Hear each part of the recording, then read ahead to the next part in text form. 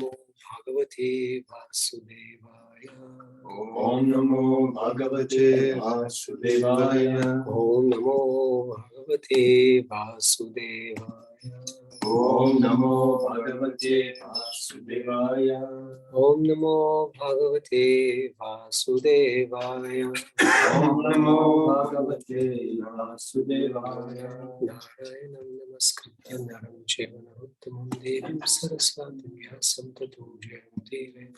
Четем от Шримад Бхагаватам, 11 песен, 14 глава, текст 19. Ядхагни сусамрдхарчи каротядхамси басмаса тадхамад вишая бхактир удавай намси критснаса. Ядха, също като агни, огън, сусамрдха, горящ, арчи, чието пламъци, кароти, се обръща или се превръща, едхамши, дърво, басма, сад, на пепел, татха, по същия начин, мат вишая, с мен като обект, бхакти, преданост, удава, енам си, греши, или извършва грехове, критснашаха, напълно. Превод.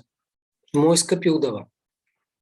Също както пламтящия огън изгаря дървото на пепел, така и предаността към мен напълно изгаря на пепел греховете, извършени от моите предани. Пояснение. Човек внимателно трябва да отбележи, че тук Бога говори за предаността като изпепеляващ огън. Да се извършва греховна дейност, уповайки се на силата на възпяването на святото име, е най-голямото оскърбление. И предаността на този, който извършва това оскърбление, не може да се сравни с изпепеляващият огън на любовта към Кришна. Както се казва в предишния текст, искреният любящ предан поради незрялост или минали лоши навици може да бъде притесняван от неговите сетива. Дори, макар да е приел Кришна като единствената цел в живота си. Но, дори ако по случайност преданият падне, без предварително планиране или безразличие, Богът незабавно изгаря на пепел неговите греховни реакции. Също както огънят, пламтящия огън, незабавно поглъща незначителното парче дърво. Бог Кришна е славен и този, който приеме изключително подслон при Бога, получава изключителното благо на преданото служене към върховната божествена личност.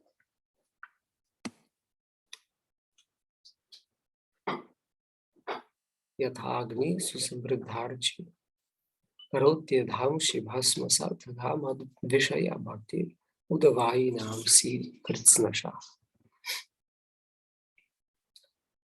So this is continuation of the previous verse. And the word here is Vishaya again, but it's the object. Usually that refers to enjoying the objects of the material world. But when Krishna says Mat Vishaya, I become the object of what? Of bhakti. So when I become the object of devotion, then all the sinful reactions are burned.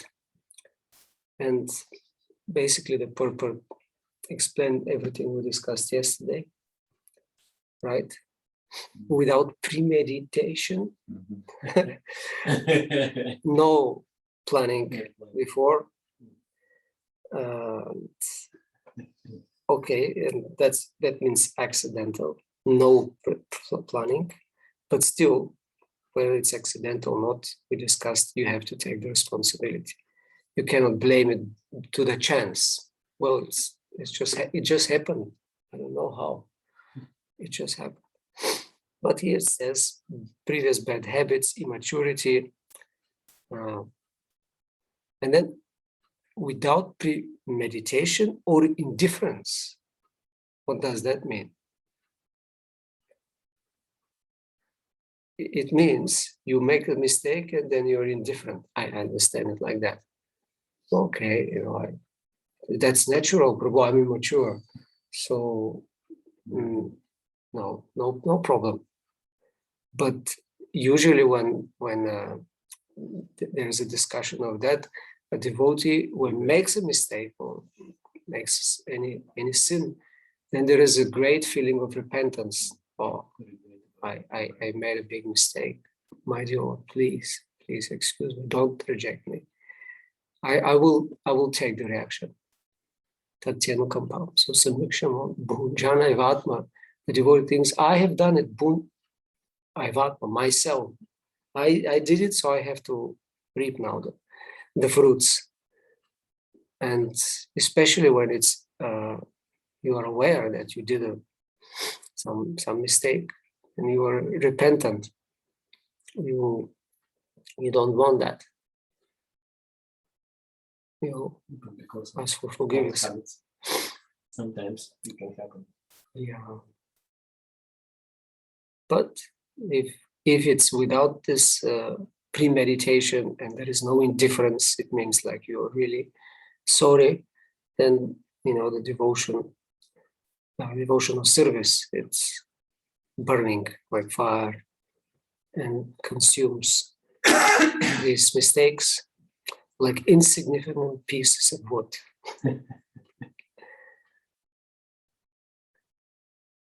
But here another point we can discuss is that there must be a blazing fire to burn the wood. And that blazing fire means that we have to actively, again, we discussed yesterday, we have to really apply ourselves to, with the proper feeling of humility, Dhanya Bhakti, that's always the basis. I do not deserve it, I am not qualified, but my only hope is that Krishna is so glorious and magnanimous. That's one of his qualities. He's very magnanimous, very merciful. He can accept the attempts for service even of such unqualified person. And with that proper mood, we continue to hear, chant, remember, do seva, the lotus feet, and pray, all methods of devotional service with that mood. So that is putting ghee in the fire. That makes the fire blazing. Otherwise, if we stop feeding the fire, then it starts to go less and less. Or we pour water in the fire instead of ghee. That means, again, either sinful activities, mistakes, or especially offenses. And there are different kinds of offenses, but they put down the fire very quickly. So if we avoid offenses, if we feed the fire, it's blazing. So if there is some accidental mistake, it will burn. Huh? The simple reaction will burn. Yeah, I think that's the idea here. Completely will burn. Krishnasha. Anything you want to add? The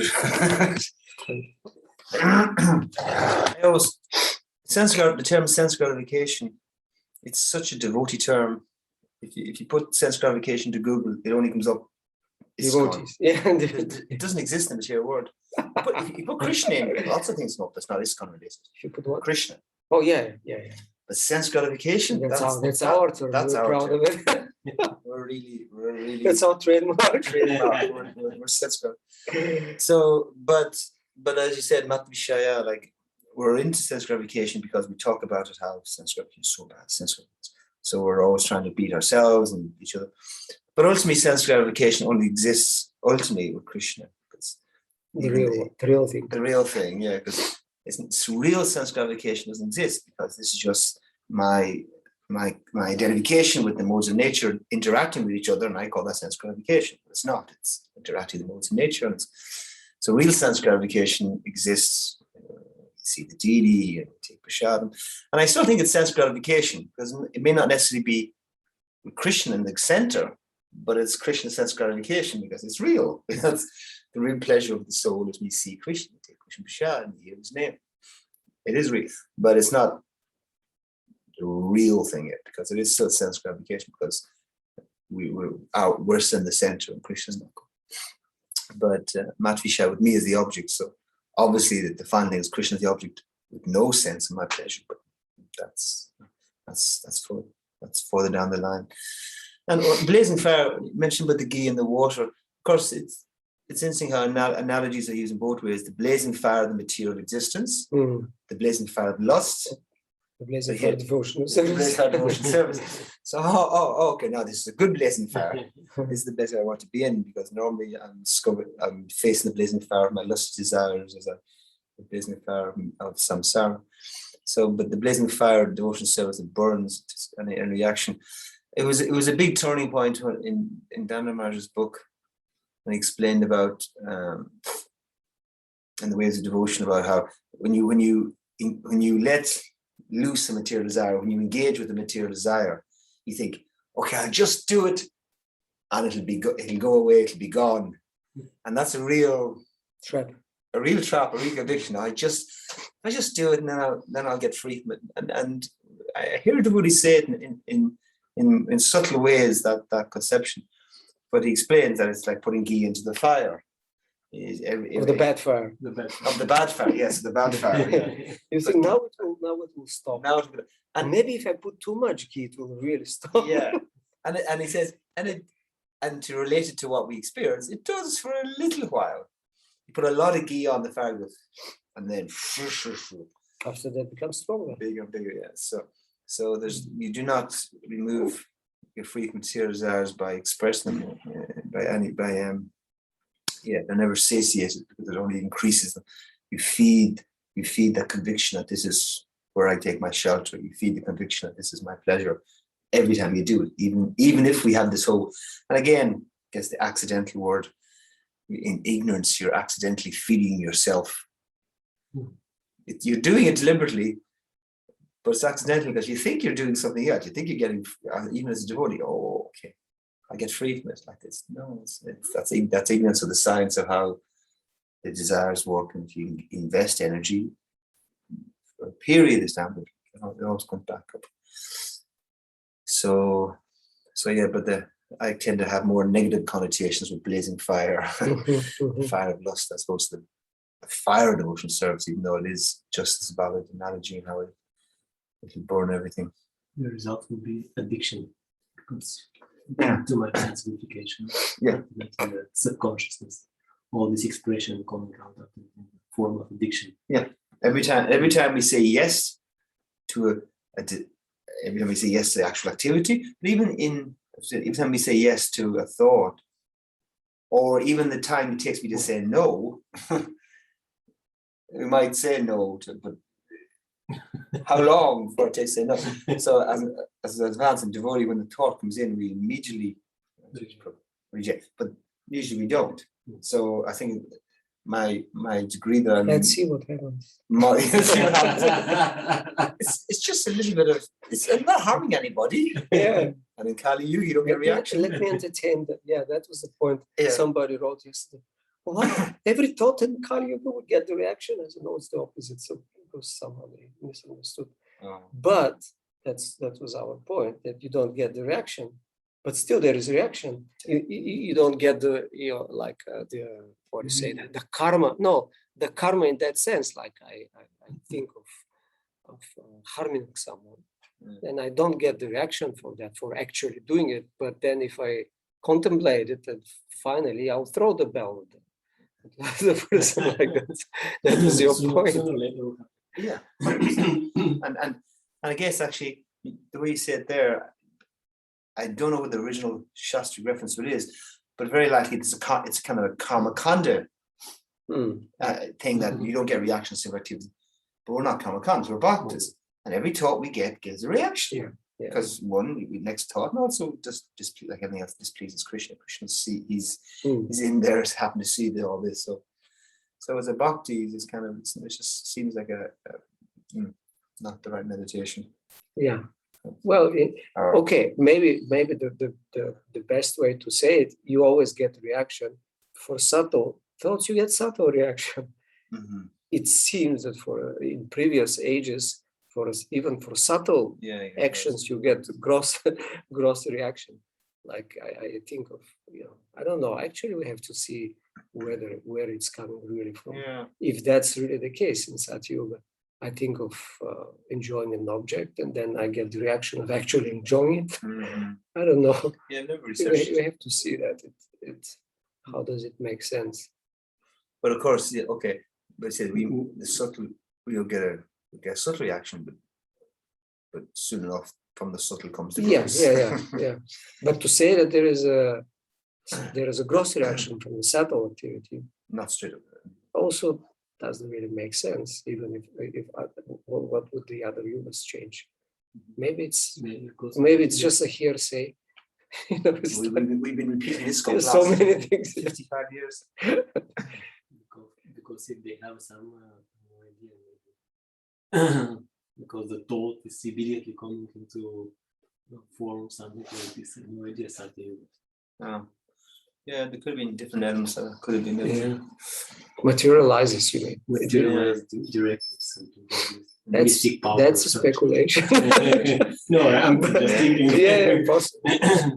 First, we have to find the proof. I mean, it's an important point, because sometimes we do explain things which doesn't make sense in terms of basic philosophy, that you are responsible for your actions. And as you said, it's Krishna's arrangement and this type of thing. So somebody else will get one of the things is definitely there is connection with the karma. Like in Bhagavatam, it says you say that the king, he is responsible for some of the actions of his subjects. So that's okay. Well, how is that? But there is it's not like you get a title and somehow you just mystically some karma gets transferred. You have actual relationships of exchange. I mean, you give things, you support, and like Prabhupada's, what was that? If you pay for it, there is no. I mean, that's the exchange. You get something, and then you purify it by paying for it. So the king usually maintains the subjects and takes the taxes, so takes the karma, the money. So, and then if he distributes for the good causes, education, health, whatever, and then suppose the needed, then that balances the karma. But if you're neglectful to your duties, through getting the taxes, you get the bad karma or whatever karma. If they're good, you get a good karma. It's that. But if you say no, if you it's just becoming someone, and then you immediately get the karma. Wow, how can you explain that with what Krishna says in Bhagavad Gita, that we are responsible? Whatever we desire, we decide, and that's where we go. That's our doing. We are kartritva. We are the doer in that sense. And in a sense, once we desire and did it, then the material nature arranges. Then we are not the doer. It's because it's not in our hands. But if we choose. If we make it, I guess, make a choice to enter into a certain role, I guess it's probably a combination of mechanical and personal. You're saying it's not mechanical. Mostly it has to be the action. Of course, I think more example of the husband and wife. The wife is meant to automatically receive 50% of all the husband's pious and spiritual credits. Both. And if he goes back to God, she does too. Right? That's the general.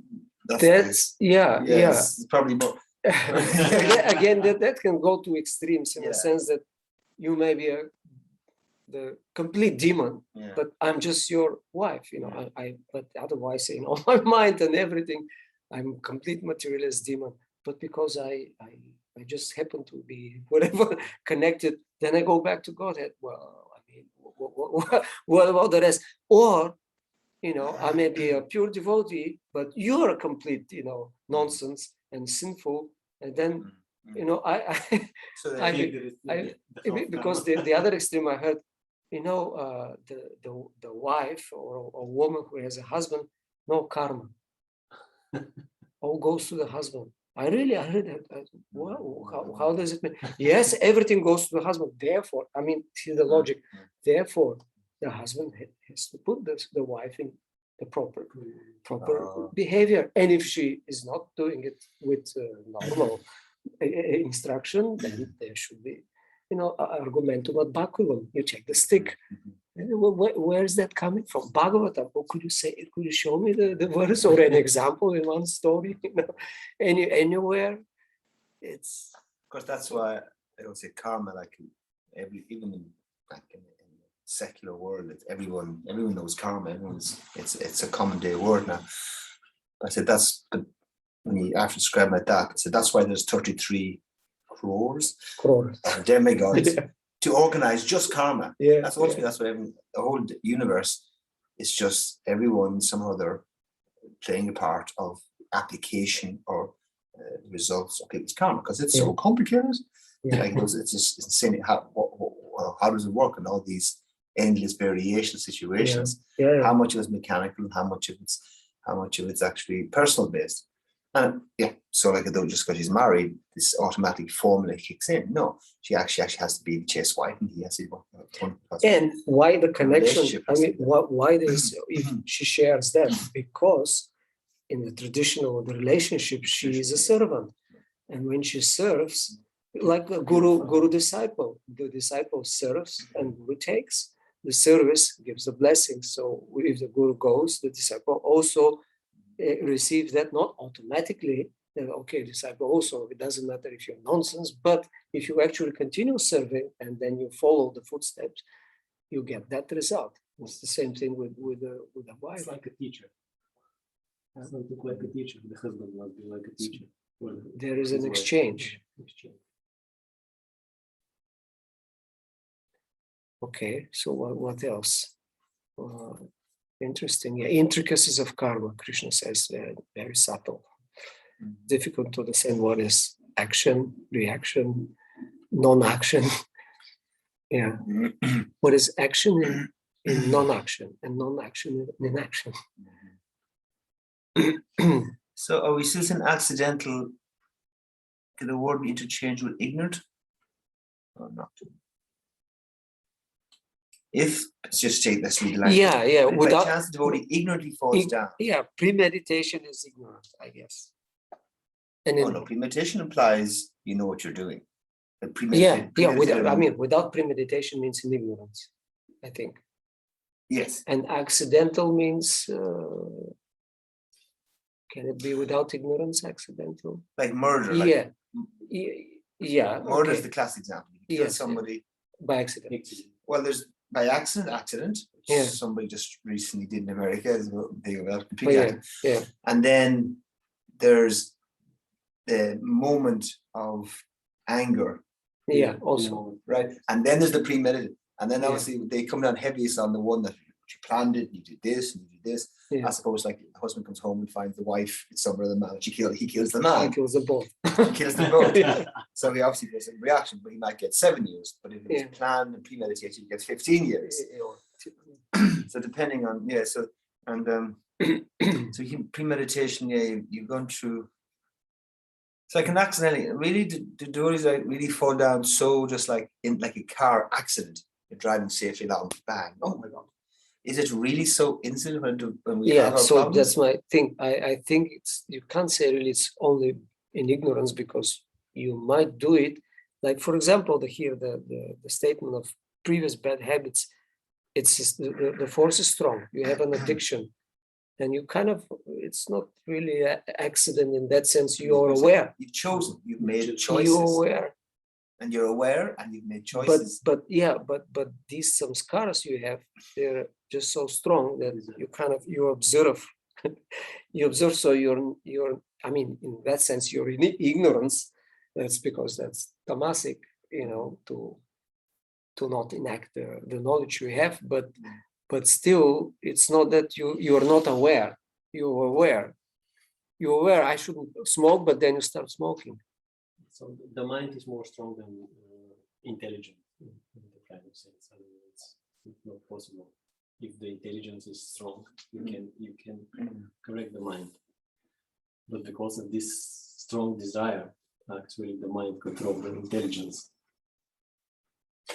Because we have so many times made the choice to indulge the mind, Yeah. and the mind, which is traditionally subordinate to intelligence, becomes that's overwhelming. That's the meaning of addiction. Addiction means you previously had a choice, and you no longer generally don't have a choice anymore. Actually, so you have to.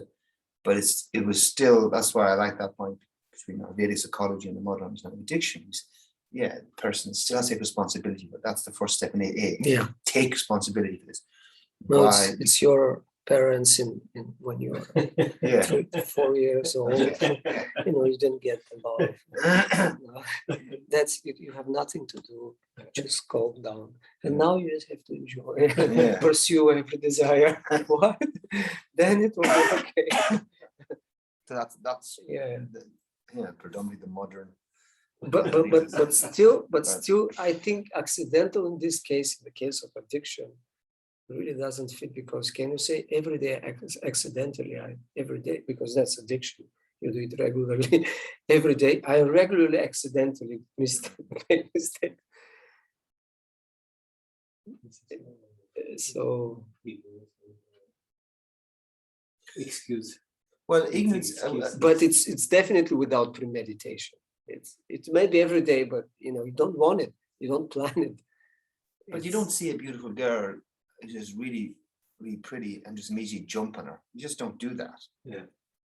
But you'll see a lady in the ash. You see a lady on a regular basis. She's nice, and then suddenly you're both. She's really nice. Really nice. And then she's in the kitchen, and suddenly you make an approach. That's the way it works. There's always some energy put into the whole direction. It's not. Do you imply that this is a fall down or what? What's fall down? Yeah, but no, you approach and then you make a dharmic relationship, and that's not a sinful. Oh no, that's not sinful. Yeah. We're not talking about a nice. Somebody does it the proper way. And approach the authorities. I like this girl. Can I have her, please? That's fine. That's fine. But you found out you ended up have sex. Ended up in bed. In bed. Accidental. I didn't know what she was thinking. It's just somebody says it was an accident. Oh. But yeah. So how does Prabhupada? What does he mean when he said? Because this is not really Prabhupada's purpose, but it'd be nice to researchers use the word accident, because I think he does use it, of course. Many times. Yeah. So what does he mean, accident? Especially, we're talking about the determined thing, right? We're talking about the other day, I think, determined. Devotee who was in Prabhupada's getting a massage, and devotee's making a Prabhupada. Devotee struggle with determination. And Prabhupada goes, "What's the what? Just be determined. He just be determined. There's no question of struggle. You just be determined." And the devotee goes back for about half an hour. I haven't heard in a few years. The devotee goes, "But Prabhupada, but," and the devotee's really trying to argue Maya's case or justify the devotees having problems. Prabhupada goes, "What is this?" So, I mean, do it. Yeah, do it. So how does that Prabhupada presenting what determination means with accidental? Is this like accidental? What was the question? Accidental? You were partly in this case, you were determined to do it. If you'd fallen down, especially if you said you wouldn't, but you do it. It means there's some determination to do it. Otherwise, you don't just see a pretty thing or a bottle of alcohol or you just don't jump at it. You just don't, unless you premeditate. You just do. I see a cigarette and something. I don't know. I don't have a problem with cigarettes, but yeah. So, but that's what happens with addiction. Yeah, I think that's the difference. I mean, maybe it's subtle, but if full with alcohol. I mean, you may really, I mean, that's classical case like alcohol, like you are alcoholic, then you really do something and then you overcome, and then that's the classical scene, you know, somebody opens the bottle, you kind of smell a little bit and then and then you didn't go to the shop and arrange it, it just happened. So that's obviously accidental.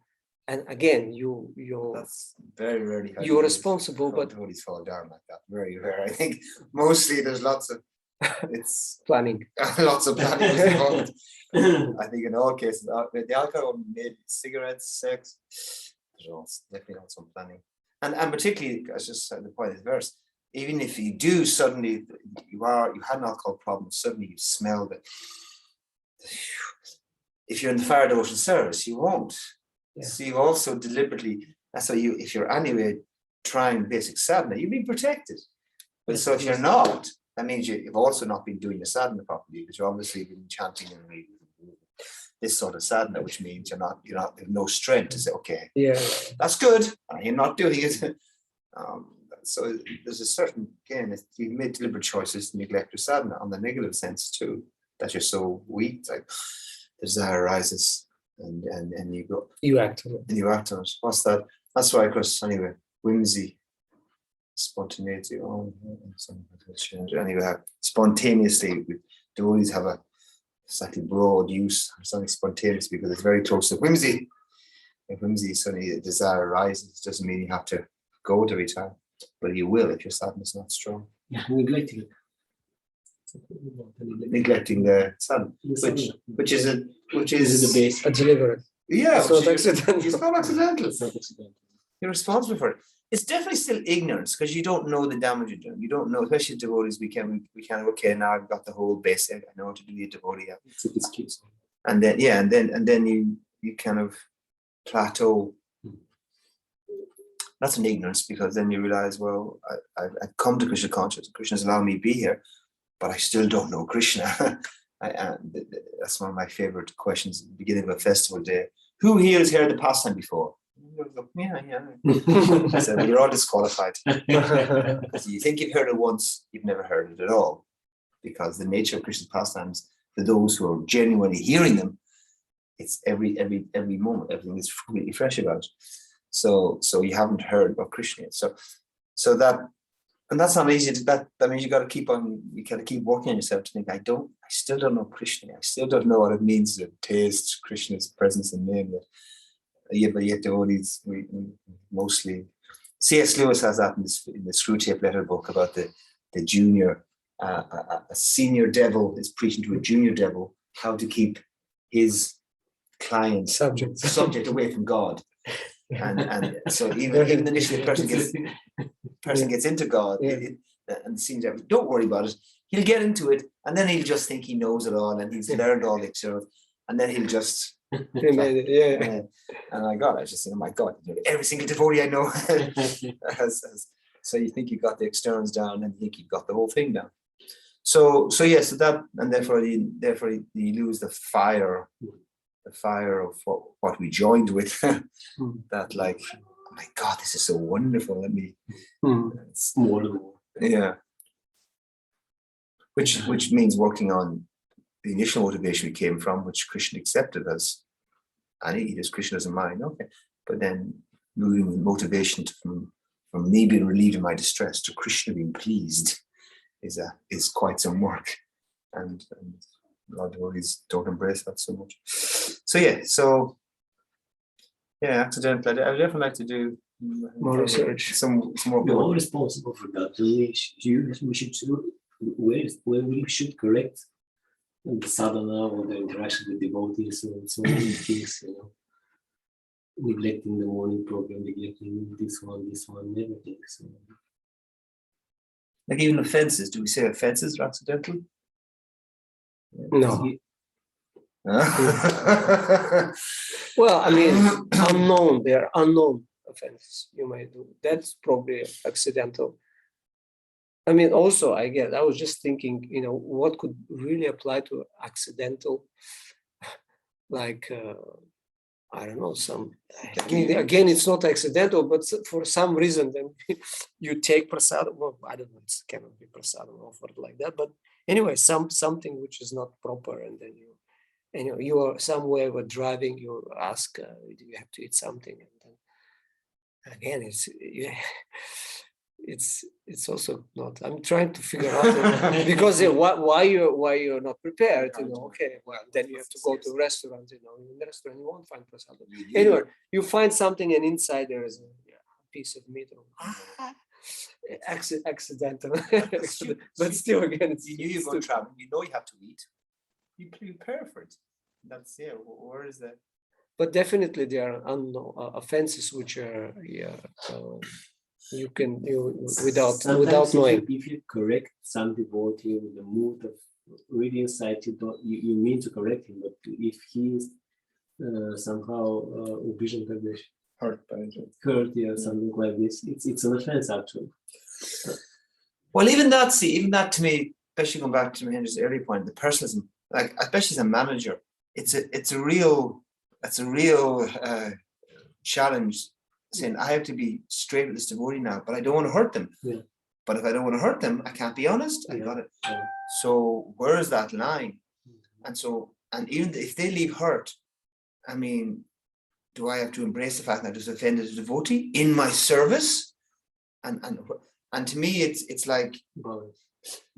And that's what should balance again. I think my favorite word. The word balance to me, actually, I don't like that word anymore. I like the. I think what we use in this is the word tension. There's a tension between some, because you never really get a balance. There's a tension, but a healthy tension between. I've just heard a devotee, but to the degree that my motivation, I was really trying to do the good thing. Krishna, this person leaves the room, and Krishna goes, "Oh, that devotee's hurt," but the person who did it was for the most part trying to do the best, even though not completely pure, of course. So as long as the offense, the desire to do good outweighs the fact that I didn't really care that the person left hurt, or I didn't really love them so much, which we don't. A manager can't wait for loving everybody. Just you have to say things. It's just part of the job. But you run a real risk.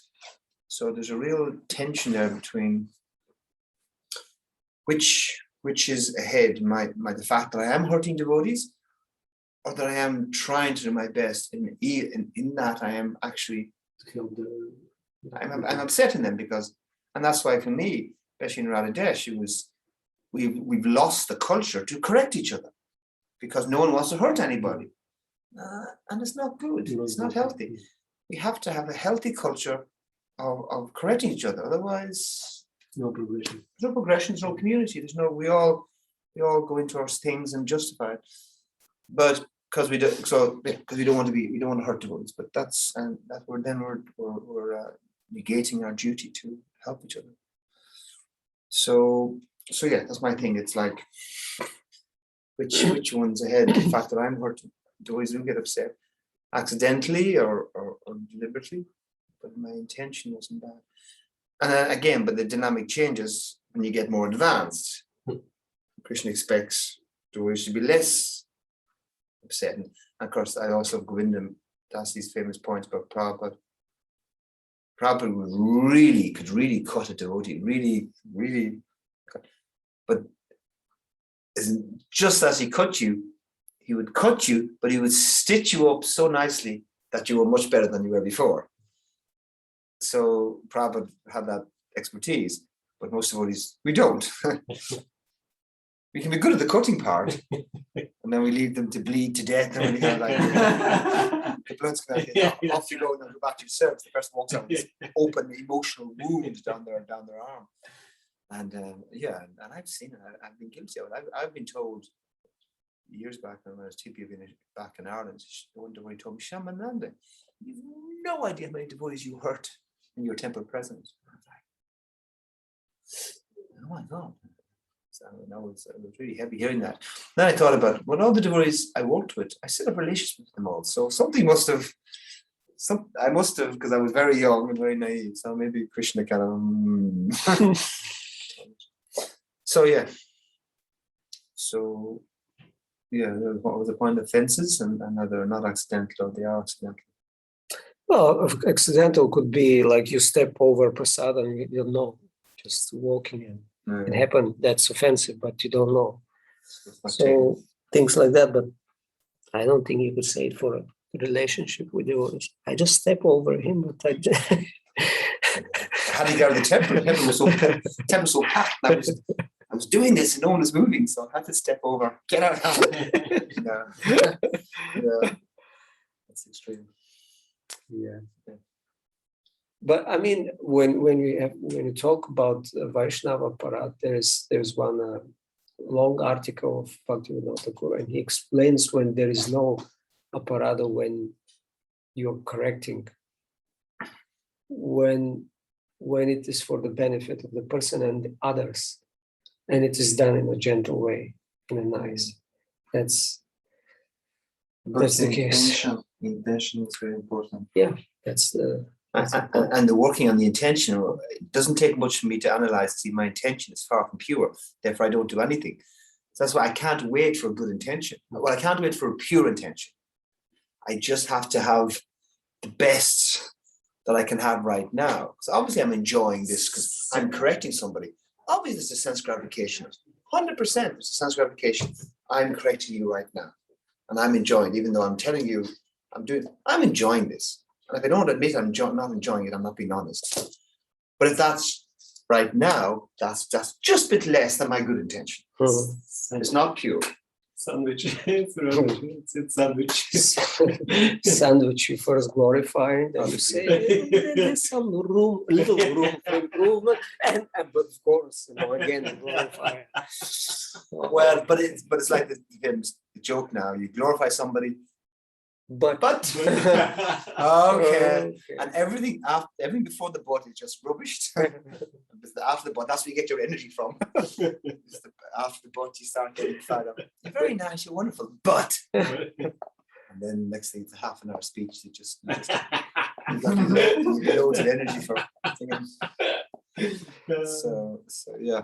Did you say sense gratification for correction? Sense gratification for correction? What sense really gratifying? No, the fact that I think I'm doing good, and I've seen that some devotees. No, I just refer to the term sense gratification, which is really unique for us.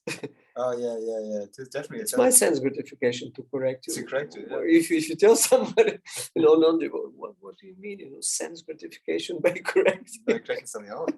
Big sense. But if you say enjoy it, enjoy. Okay, that's no, it's a big for devotees. It's like okay, it's not grossly written the principles, but it's a big sense gratification. It's a big enjoyment.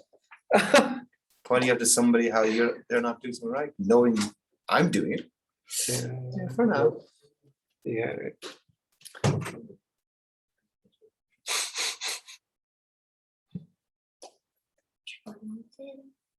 Ai, Srila Prabhupada ki jai. So you do this visit.